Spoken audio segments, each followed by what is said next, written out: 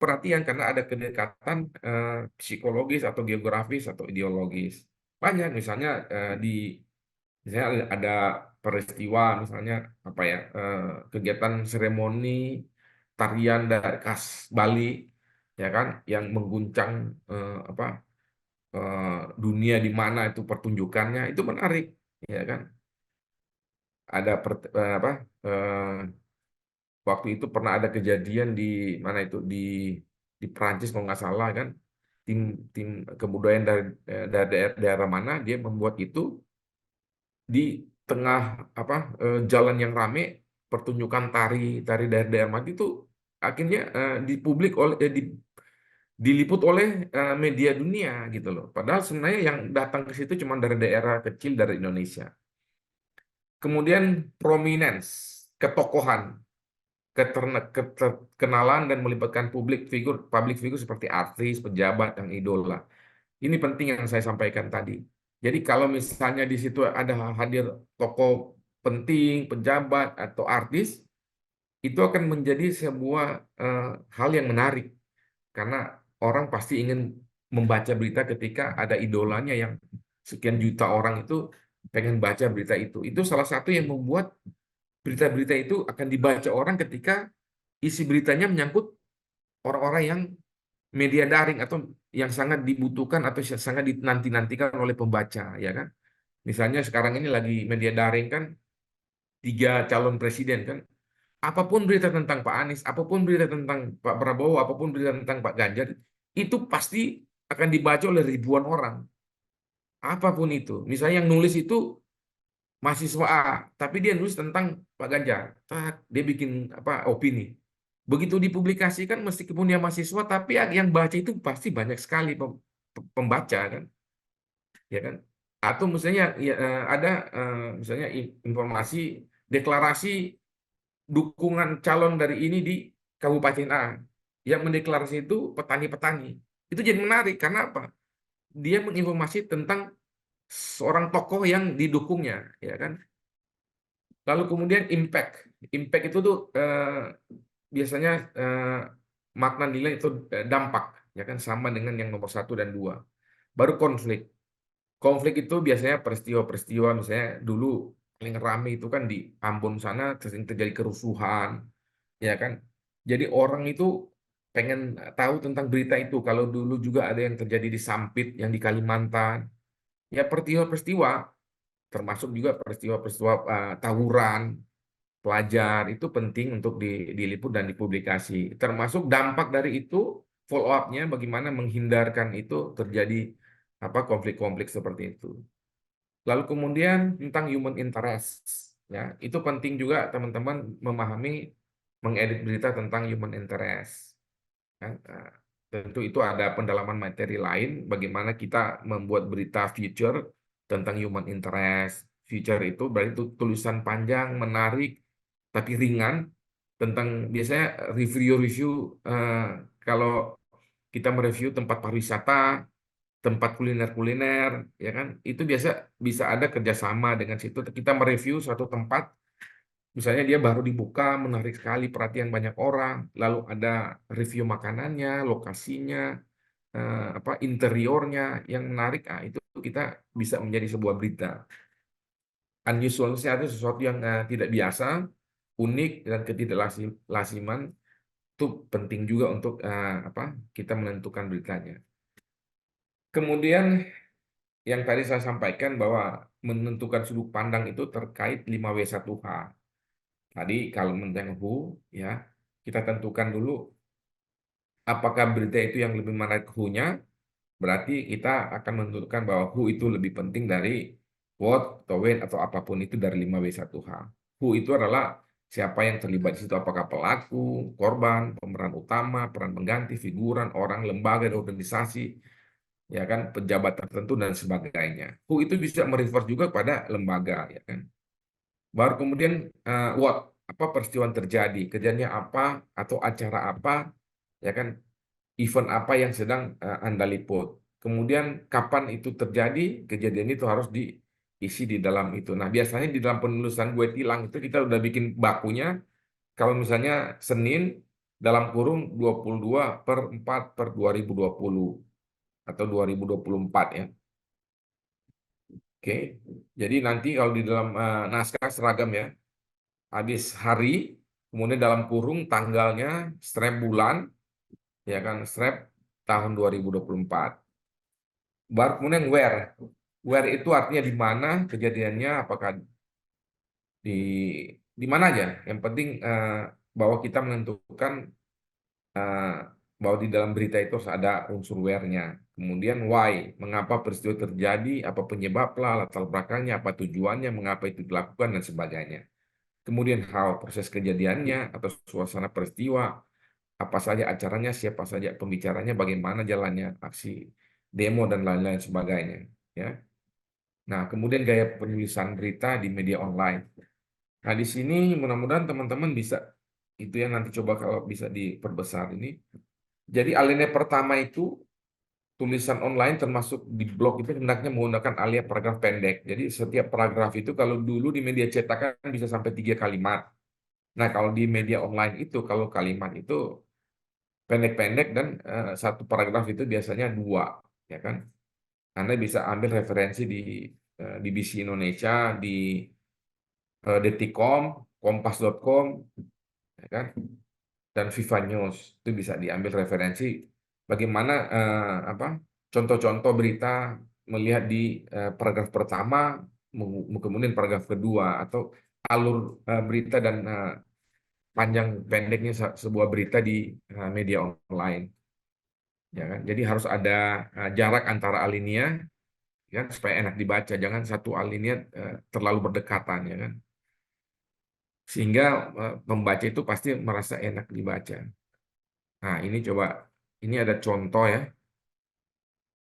Ini nggak bisa oh bisa.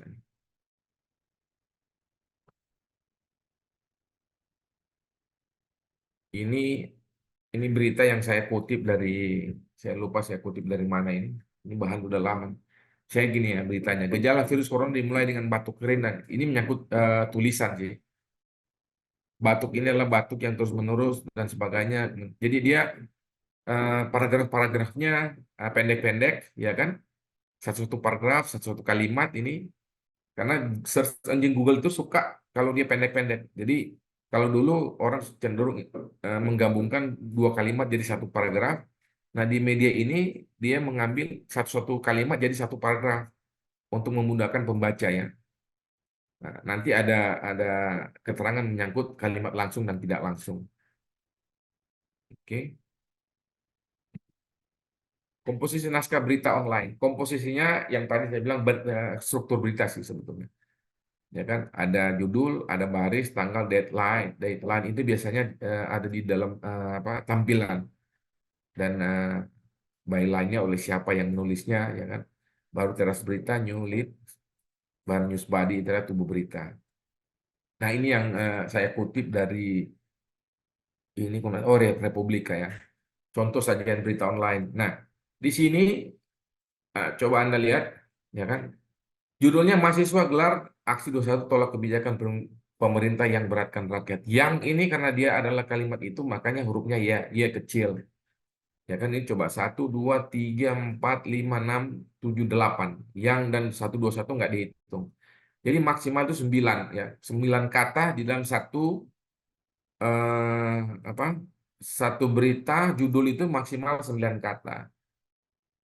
Nah, baru yang Senin ini tuh ada deadline aja tanggalnya. Jadi biasanya kalau di media gue tilang saya belum sempat lihat itu kan ini untuk preferensi aja. Nah, byline itu siapa yang menulis ya kan atau siapa yang mengedit. Nah, di sini eh, penulisannya itu langsung sejumlah mahasiswa berarti dia menariknya adalah who-nya, bukan what-nya. Who adalah sejumlah mahasiswa Jabodetabek akan melakukan aksi bela rakyat. Ya kan bukan apa ya aksinya tapi dia mengambil topiknya itu bahwa mahasiswa yang Jabodetabek yang akan melakukan aksi itu baru yang lebih menarik daripada apanya atau eh, where-nya di depan istana. Namun di dalam paragraf ini satu kalimat tapi sudah berisi tentang who baru ada what-nya, ada when-nya, dan ada where-nya di situ. Baru eh, ada what-nya juga terkait kebijakan pemerintah yang dianggap memberatkan rakyat seperti kenaikan bias apa mengurus STNK dan BPKB. Kemudian dia langsung membuat kalimat langsung nih. Kami mahasiswa bla bla bla bla bla, ujar ketua BEM dan sebagainya. Kemudian beritanya dilanjutkan dengan narasumber itu menambahkan, Fikri menambahkan, koma, ya kan? Ini penting nih. Ada orang yang menulis, misalnya di sini, eh, ketua BEM mengatakan, baru dia koma pembuka, kami mahasiswa Jabodetabek ini, terus dikunci lagi, ujar ujar ketua BEM ini. Jadi di atas ada kata tidak langsung, lalu dia bikin jadi kalimat langsung. Nah, itu sering terjadi di beberapa wartawan seperti itu. Nah, ini yang di kami mahasiswa ini adalah kalimat langsung. Berarti dia bisa menggantikan kami, ya kan? Kalau membuat ini tidak langsung, berarti si redaktur harus menulis seperti ini, ya kan? Ketua BEM Politeknik Negeri Jakarta Fikri Asmi mengatakan koma titik dua bahwa pihaknya, ya, bahwa mahasiswa atau mahasiswa, jangan ada bahwa, ya, mahasiswa Jabodetabek akan menggelar. Jadi yang kami ini dihapuskan. Bahwa pihak mahasiswa Jabodetabek akan pakai pihak, ya. Pihak mahasiswa Jabodetabek akan menggelar aksi bela rakyat, menuntut pemerintah bertanggung jawab dengan kebijakan yang mereka ambil. Yang diambil pemerintah. Titik. Nah, Fikri menambahkan ini bisa jadi kalimat langsung.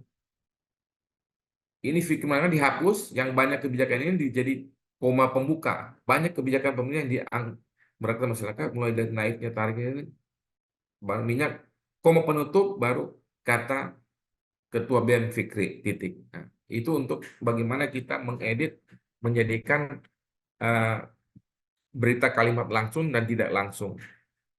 Kemudian ini komposisi naskah berita tersebut tersusun dalam format pemberitaan yang dikenal dengan sebutan primadia terbalik. Primadia terbalik itu artinya yang di atas ini, paragraf pertama ini adalah inti dari semua berita yang ada di paragraf pertama 1, 2, 3 ini. Dari judulnya mahasiswa gelar aksi. Berarti ini topik sudut pandangnya adalah mahasiswanya yang lebih menarik daripada apa yang akan dilaksanakan. Nah, metode penulisan format primadia terbalik ini umumnya menggunakan bahasa berita langsung, straight news, ya, yang biasa mengisi halaman depan media surat kabar yang dulu biasa dipakai untuk surat kabar. Tujuannya adalah untuk memudahkan atau mempercepat pembaca dalam mengetahui apa yang berita sedang mereka uh, sampaikan, dan itu akan memudahkan redaktur memotong bagian atau kurang penting dari berita yang akan disampaikan. Nah, inilah bentuk dari primadia terbalik, ya kan? The lead artinya peras berita itu apa yang paling penting dari informasi yang ditulis itu, ya kan? Misalnya di situ ada who, what, where, when, why, dan how. Di antara 5W1H ini unsur yang paling biasa itu di lead itu adalah who dan what, where. Biasanya itu dia, dan when. Kalau why dan how itu biasanya dimasukin di badan berita. Tapi kalau ada satu case tertentu, why dan how itu bisa dijadikan lead juga. Tapi umumnya tiga unsur ini, yaitu who, what, where, dan when, itu empat unsur itu ada di dalam paragraf. Kemudian badan berita itu artinya sesuatu informasi tambahan yang krusial, yang penting untuk tambahan dari topik-topik yang ada di dalam bahan berita yang sudah diliput, ya kan. Kemudian penutup berita, informasi tambahan yang menarik maupun juga hasil dari pemahaman dari wartawan ketika dia meliput, dia bisa menambahkan di situ. Kemudian tentang judul, ya, kita harus sepakat bahwa berita gue tilang itu judulnya itu harus singkat dan padat, straight to the point kepada apa yang akan kita buat. Artinya kalau kita tentukan sudut pandangnya, nilai beritanya adalah who, berarti judulnya itu harus dimulai dengan tokoh yang ada di dalam berita itu. Ya kan, kalau Bupati Pamekasan nggak perlu tulis namanya. Bupati Sukabumi tindak pelaku tindak apa PNS yang nakal misalnya. Jadi informasi yang paling penting di dalam satu berita itu dimulai dengan misalnya who itu langsung ke jabatannya, karena kalau nama itu kan kadang-kadang orang nggak tahu namanya itu siapa. Nah, kalau menulis juga jabatannya tidak perlu ditambah nama supaya judulnya tidak panjang. Ya kan, presiden kalau kalau Presiden Jokowi kan lebih dikenal Jokowinya, sehingga orang cenderung menulis Presiden Jokowi resmikan apa gitu, atau Presiden Jokowi tinjau lokasi banjir misalnya gitu. Tapi kalau misalnya tidak terlalu terkenal kepala daerahnya, cukup nama kepala gubernur Sulut, ya kan. Eh, misalnya resmikan balai wartawan atau apalah. Kemudian di dalam judul itu harus menggambarkan, meringkas atau mencerminkan isi berita. Jadi judul itu korelasinya harus di dalam berita di lead-nya. Kecuali misalnya ada orang yang suka menulis berita in-depth, dia nulis judulnya sekian, orang nyari ini apa sih berita ini yang terkait dengan judulnya itu, akhirnya dia membaca seluruh isi. Oh, ternyata dia ada di tengah atau di bawah berita, ya kan? Oh, judulnya ini ternyata mereverse di informasinya di bawah, gitu loh. Tapi untuk lebih kalau dia slide news, seharusnya ya wajib judul itu sesuai dengan lead. Jadi kalau leadnya adalah bicara who-nya atau what-nya, berarti teman-teman harus menulis judul itu sesuai dengan alinea pertama atau paragraf pertama. Dia harus ringkas dan to the point, artinya langsung pada pokok persoalan, lugas, ya kan, nggak usah terlalu bertele-tele atau clickbait, judulnya begini isinya lain, cuma bombastis, ya kan. Misalnya eh, kayak waktu itu ada berita misalnya Roma Irama, ya kan, berduka. Orang pikir Roma Irama meninggal, padahal Roma Irama itu pamannya meninggal. Nah, itu adalah salah satu clickbait yang harus kita hindari, atau bombastis, ya kan, gitu loh. Ada berita yang eh, dia tanda tanya, Erick Thohir jadi wapres Prabowo, pernah itu muncul, baru dia tanda tanya. Ternyata itu kan kalau di dalam berita itu sebetulnya haram kalau pakai tanda tanya. Ya. Tapi ada media yang supaya banyak pembaca dibikin begitu. Begitu dibaca isinya baru prediksi kan. Belum pasti bahwa Erick Thohir jadi wapres waktu itu, calon wapres. Kemudian kalimat itu harus lengkap, minimal terdiri dari subjek dan predikat, ya kan? Subjek atau kata kerja, ya. Verb itu bahasa Inggrisnya, verb itu kata kerja. Jadi harus ada kata kerja itu yang dipakai juga kata dasar. Jadi kalau dia misalnya Gubernur Jawa Barat meninjau pelaksanaan UANAS. Dia jangan meninjau langsung. Gubernur Jawa Barat tinjau pelaksanaan UANAS, ujian akhir nasional, kan, di SMA apa gitu. Jadi kalimat dasar di dalam judul itu pakai kata dasarnya, jangan pakai sudah ada awalan dan akhirannya. Itu harus dihilangkan. Kemudian membuat judul itu, kalau pakai nama orang itu harus yang sudah dikenal banyak orang. Jangan Ali Murtopo, ya kan, bla bla bla bla. Nah, ketika orang baca ini siapa itu, begitu baca di dalam, wah ini orang terkenal kan. Jadi tidak menarik bagi pembaca kalau misalnya nama yang ditulis itu tidak terkenal, atau nama yang ditulis itu ternyata isinya bukan orang yang dimaksud. Itu nggak baik, nggak tidak benar. Banyak juga kan yang mengutip nama ini ternyata eh, sesuatu yang terjadi itu bukan orang yang dimaksud kan, gitu loh. Ada bilang Syahrini ditangkap terlibat narkoba. Begitu dibaca, oh Syahrini lain di dalamnya kan. Nah, itu maksud saya terkait memilih nama itu boleh orang yang terkenal, tapi kalau isinya ternyata bukan yang bersangkutan, ya sebaiknya dihindari. Tapi kalau untuk kebutuhan-kebutuhan biar pembaca banyak, boleh. Tapi mengurangi kepercayaan publik ketika kita menulis nama itu, ya kan? Ternyata isinya tidak benar. Nah, kemudian menggunakan tanda kutip tunggal. Jadi artinya kalau misalnya ada pernyataan dari wali kota Medan, Bobi misalnya dia, eh, yang merusak pagar kantor wali kota akan ditindak. Baru bikin kutipan satu satu tanda kutip, satu bukan dua ya, bukan dua petik, tapi satu tanda kutip. Orang akan oh yang kan pernah ada peristiwa di Medan itu kan ada unjuk rasa lalu pagar itu kan dirusak.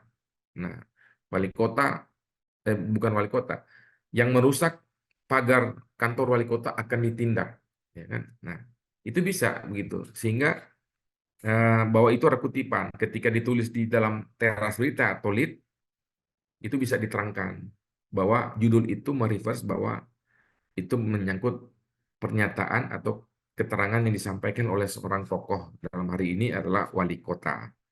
Bisa juga pernyataan presiden, pernyataan gubernur, atau pernyataan organisasi yang sangat terkenal, misalnya Muhammadiyah di suatu daerah atau NU, ya kan sangat dikenal publik, boleh menggunakan kutipan dia bicara, itu menjadi judul berita.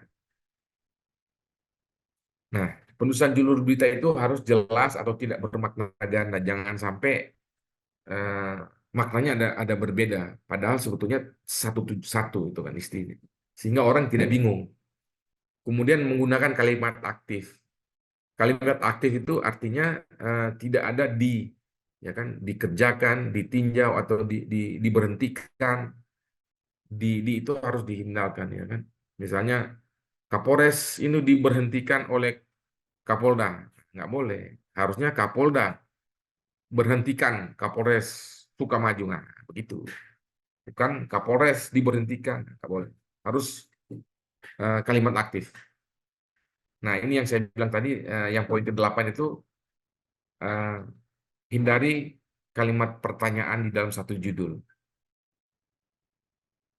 Nah, ini keterangannya bahwa judul boleh menghilangkan traffic atau awalan kata kerja, misalnya Presiden tinjau lokasi banjir. Tadi sudah saya katakan, ya kan? Kecuali di dalam isi berita baru menggunakan kalimat itu.